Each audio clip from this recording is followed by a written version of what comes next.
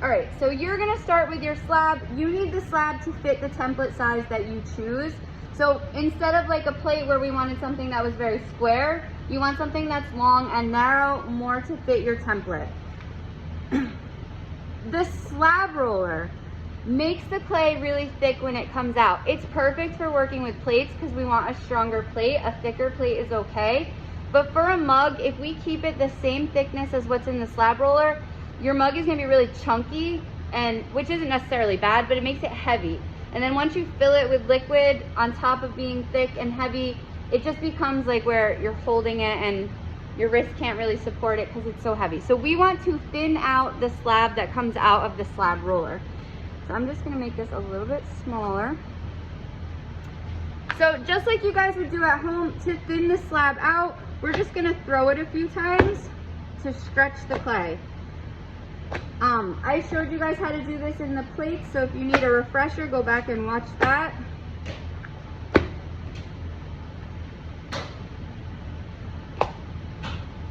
Do you mind just... All right. When you go to add texture and when we compress the clay, we are going to make it a little bit thinner again. So don't go too thin on throwing it out, just a little bit, just to take it from how thick it was from the slab roller, which this is as thick as it was, to now we are a little bit thinner.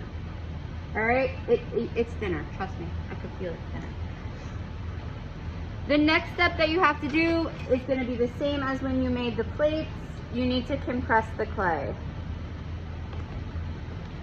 So you're just going to take your gift card at home, metal rib here, and you're just going to press over the clay on both sides.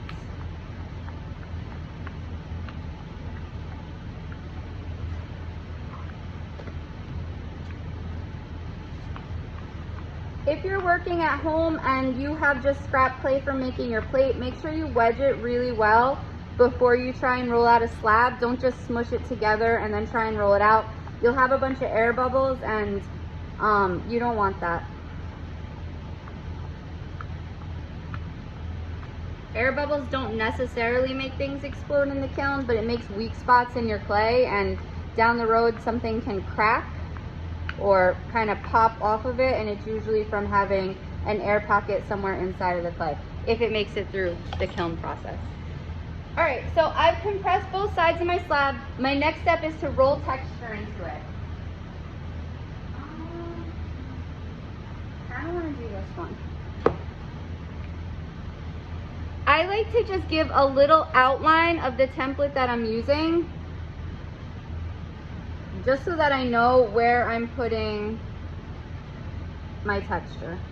When you go to roll your texture in, you're going to make this slab even thinner. So that's why we don't want it to go down too thin when we're throwing it out or after we roll it. These rollers have handles that attach to them. I personally don't like using the handles, whether it's on this type of roller or the wood ones that have those handles. Instead of rolling with the handles, you don't get any pressure in the middle when you're rolling like that. I like to put my hands over the top of it and roll by using my whole hand for pressure. You guys at home are going to have to come up with some alternative texture. I obviously don't expect that you have a bunch of rolling pins with texture in them at home. So you can find anything and just make like a repetitive pattern. If you are pressing texture in, depending on how hard you press, you're not going to thin it out as much as we do with the rollers. So you might want to start with a thinner slab if you're just pressing in a texture. Hi, remind me to change your attendance. All right, so this one I did a little bit on a slab before, and this one makes it really deep, so I'm scared the clay is gonna rip, so it's kind of why I want to practice with this one. So I'm not gonna press as hard as I would. So I'm just gonna roll, and I just continue to turn a little bit and use my hands to create even pressure.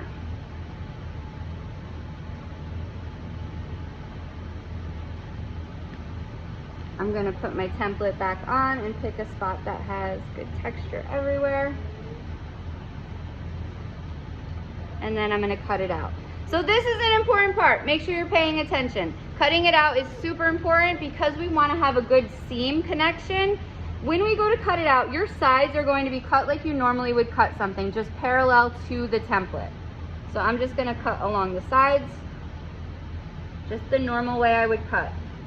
This next cut is where it gets a little bit tricky. On your sides, you want to cut at a 45-degree angle, the same angle on both sides. If you don't know what 45-degree angle looks like, and me just saying it doesn't make sense, and me showing you how you hold the tool doesn't make sense, I posted in classroom this morning a handout, written step-by-step instructions on how to make a mug. In that handout, I put a little picture of a protractor with a 45-degree angle so that maybe it'll help you visualize how you need to hold your tool. So I'm going to hold my knife. This would be straight up and down. I'm going to turn it at an angle. I'm cutting both ends with the same angle. So I'm going to turn it this way. I'm going to cut one side, and then I'm going to cut the other side without changing my tool. So here I go, cutting the first one. So it's at an angle. So this little piece that I pull out, see how there's like a diagonal in it? It's not straight up and down like this side. So I cut it this way. I'm moving over to this direction without changing my angle, and I'm just going to cut again. So on one side, the angle will be hidden underneath my little slab, and on the other side, it will be showing. Can you see the difference? One's out, one's in. Once you're done using clay, if you don't have enough to make the base, which I didn't, just make sure you wedge it and put it back in plastic so that it doesn't dry out. All right. So I'm just going to peel this up. So right now I have a slab. It is sharp on both edges. The bottom to stay sharp is fine, but you want to think about when you're drinking out of a cup or you're drinking out of anything, having a rounded, smooth edge is much more enjoyable to drink out of than having a sharp, squared off edge. So what I like to do after I've done this, and this is the first time I do this, but I do it again once it's a little bit more set up. I'm just gonna smooth my finger over what will be the rim of my mug.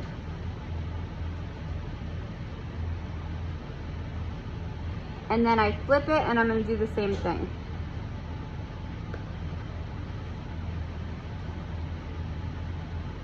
So right now the clay is really soft, so I'm not able to push down too hard, but right now I'm just trying to get rid of that sharp edge for a couple of reasons. One, it's more enjoyable to drink out when it's smooth and it's rounded, but two, if you have sharp edges on anything, those are going to be the first places that your mug or cup will chip. So you want to smooth over. And I'm going to flip it, and I just do that until I'm happy with it. Now the next step works well for you guys at home because you have time. You can leave things to set, you can leave this to set out. Right now, if I tried to form this into a mug, it's really floppy. And if I tried to stand it up, it does stand up on its own, but it changes its shape really easily. So I just want this to get a little bit more set up. So at home, what you're gonna do, you are going to, these are my seating charts, see how I'm fine? I filled them out. You're going to take your slab and you're going to put it on a piece of paper so that the paper sucks out some of that moisture, and you're going to let it sit out. If you have like a period or two to let it sit out, we don't want it to be any kind of set up, not like the plate when we went to paint it. It still needs to be soft. It still needs to be soft so that we can form it into a mug shape and change the shape of it. But we need it to be a little bit harder than soft so that way it keeps its shape and doesn't want to flop over. In the classroom, we don't have the luxury of time because you guys are only here for a short amount of time. So what we do to speed up that process is I have something called cement board. The cement board is located on the shelf underneath where the clay is. Most likely I'll have them just sitting here. Cement board is what's used behind tiling in showers, and it absorbs water, and it stops mold from happening. So that's why they use it under tiles. But we use it in here because it's going to absorb the water out of the back end of your piece. This makes the process go much faster than leaving it out. So after you cut out your slab, you want to move it to a piece of cement board so that it has an opportunity to firm up just a little bit. So this piece is what I made second period. It is still soft, so I can still bend it, but it is more set up so that when I stand it up just like this, it stands up on its own. So still soft, but a little bit more set up. What I do before I form it together is I'm gonna go back. I did the polka dot one. I don't really like it. It's a little on the boring side. I'm going to go ahead, and now that the clay has more hold to it, I'm just gonna really get the rim of this to be nice and round. And I also like to thin it out a little bit so that my mug has some shape and some weight to it, but the rim appears to be thinner than the rest of the mug. It just makes it look like it's thinner, but still have the strength of having something that's a little on the thicker side. So I'm just going to go over both of those sides. So with anything, I mean, you could do this once and call it done, but if you want it to be really nice in the end, it all depends on like how nice of a mug you want. The more time you spend refining things at the stages I tell you is a good time to do it, the better it's gonna come out in the end.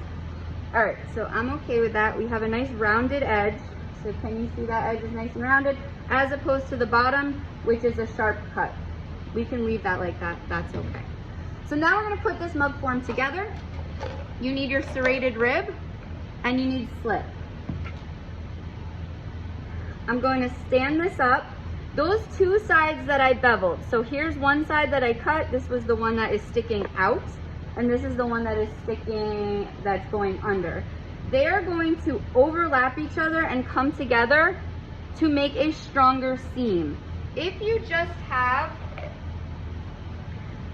a piece of clay that is cut right down the middle and we tried to attach this, without the overlapping, there's nothing to help it stay together. So that bevel cut, while you could get away and make a mug like this, you could get away with it. Possibly it will, there's a good chance it might even stay together. More often than not, when I see seams put together like this, they're the ones that in the kiln start to come apart, crack, or leak with water.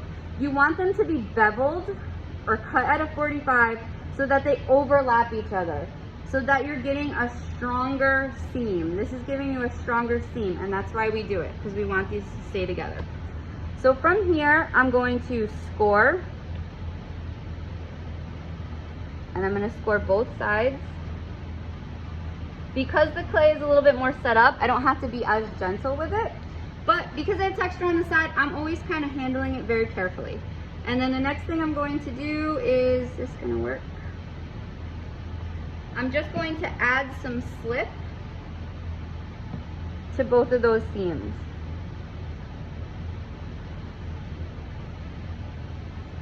How well you attach the seam together is how well your mug is going to stay together. So do a good job. There's three parts that you really need to do a good job at. I mean, the whole thing really, but putting your seam together, attaching the base, and then getting your handle stuck on. So I have some slip happening on both sides. Now I'm going to put it into the shape I want. Clay has memory, especially as it starts to get harder, so you want it to go into the round and get it into round so that your mug stays round sooner than later. So now I'm going to wiggle these together. Where I scored, when I wiggle, it helps them to stick together.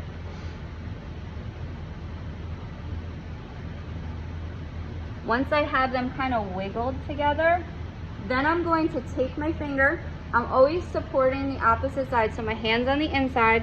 I'm going to take my finger and I'm just going to roll over that seam to get them to really adhere. You can leave the outside seam visible. The inside seam, you want to clean that up. The outside seam can stay visible. I personally try and get rid of it, and then I try and hide it when I put the handle on. So if you look at this, it's hard to find the seam at all, but it's hidden underneath where the handle is. So this is where you really want to spend some time making sure that it's attached. So on the inside, you can still see that line. So now I'm gonna go, I did the outside, so now I'm gonna do the inside. And I'm just gonna roll my finger, so I'm rolling from like left to right to left. After I feel like it's attached, then I'm gonna keep my hand on the outside and I'm just gonna smooth over that seam to get rid of it. The outside doesn't bother me as much. The inside, I have to have it gone. It bothers me.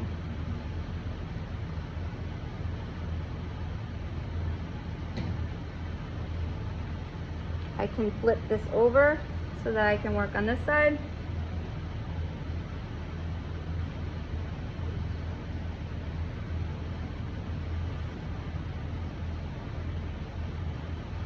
All right, now I'm gonna make it round again.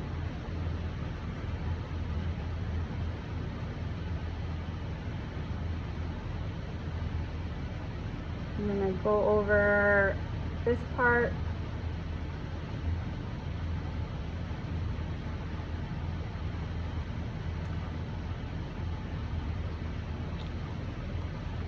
So one thing that I like to use are things to help me keep it round. I use like these old yogurt containers, or this is a nice ricotta cheese one, which works perfect because it's narrow at the bottom and wider as it goes to the top. So it kind of allows you to use it on something that's smaller as well as something that's a little larger. I'm gonna flip it over and do the same thing. And then I'm just gonna put this to the side for a minute. The next thing that I need to do is roll out a little piece of clay to make my base. So I'm just gonna take my scrap. If you make a big enough slab, you could just use your leftover slab piece.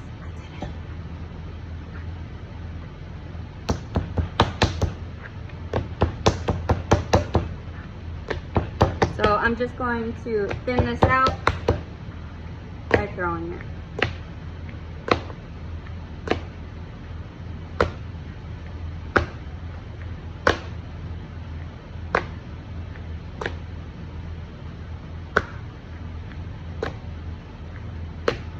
If I'm not sure how thick I am, I'm gonna cut it and see that it's still too thick, so I'm gonna keep doing it. If you want to use the rolling pin, you can.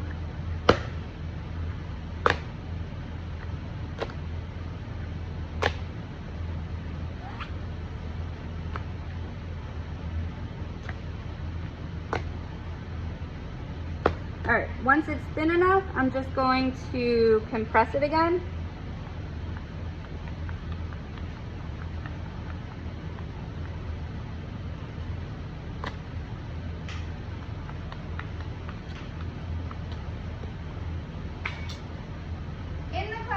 We have cookie cutters, so you can take your template that you made, you can fold it, stick it inside one of the cookie cutters and see which size works for your template.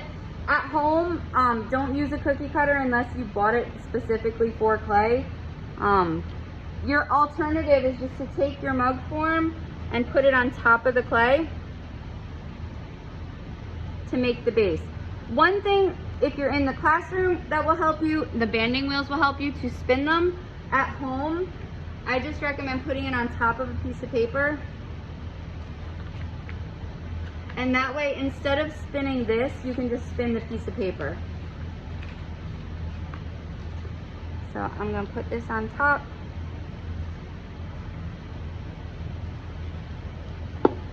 I always like to make sure everything's nice and round before I attach it, so I'm just gonna try and put that in there.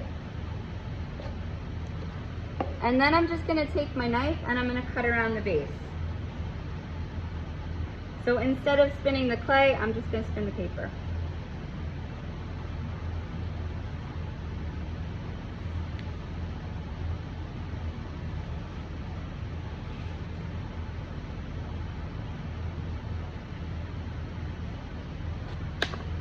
Using a cookie cutter definitely helps you to get a rounder base.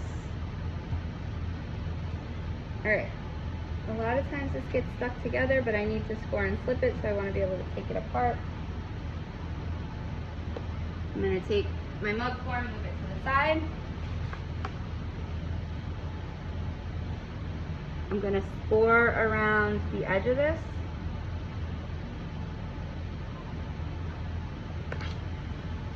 add slip.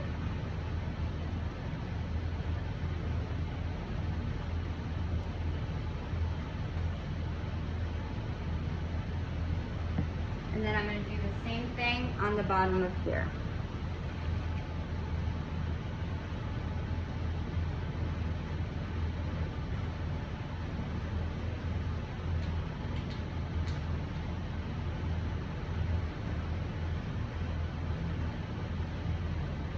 So this is your second part that's really important to get connected well, because if your base is not connected well, or if it cracks during the firing process, there is a really good chance that your cup, mug, whatever you want to make, is not going to hold liquid.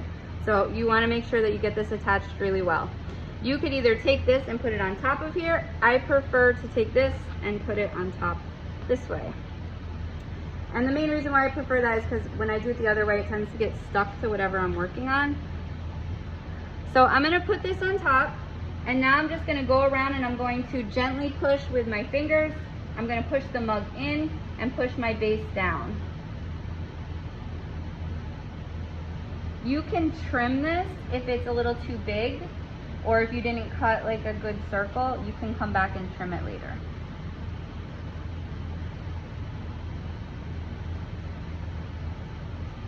Because the base is really soft, it's starting to cave in a little bit, so I just want to, after I'm done putting this on here, I'm going to flip it over and I'm going to work on it this way. Again, I spend a lot of time, like if you look at this mug, the rim is really round. It's really round. I spend a lot of time trying to always go back and make sure that things are nice and round.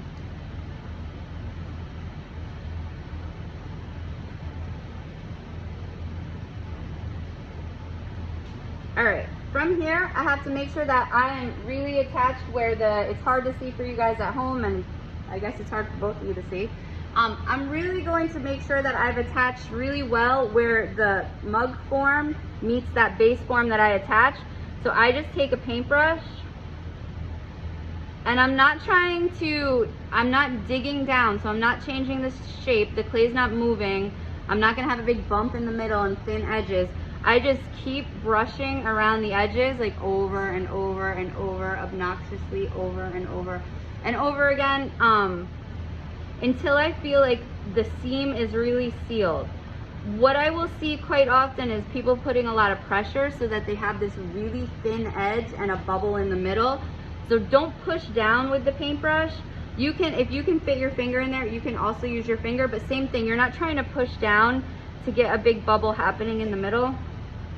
You're just trying to take all that slip and smush it into that seam so that it seals it up. So you're gonna spend some time on the inside. I would spend more time than that, but for time's sake, I'm going to flip it over and work on the outside. So I'm gonna do the same thing.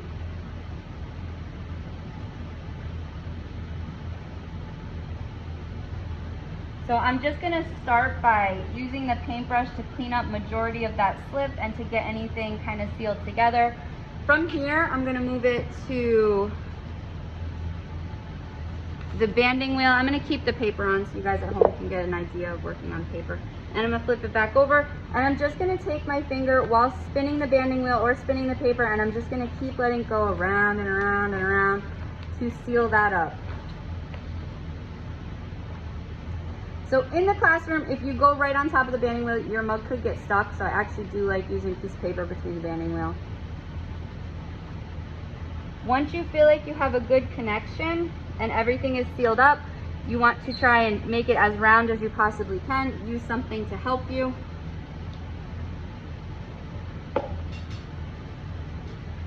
This is where we're going to end today. This is the spot that I want you guys to get to, and once you guys are at this place, we will move on to giving it some shape so that it has like a form to it, adding a handle onto it, and thinning things out a little bit so that they're not so thick. For the next steps, what I like to use I like to find something to make it round, and I like my wooden spoon. So I paddle it to thin it out and make it nice and round, and I also paddle the bottom too.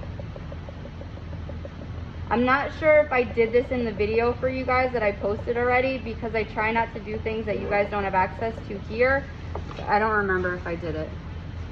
And then I just wiggle this out.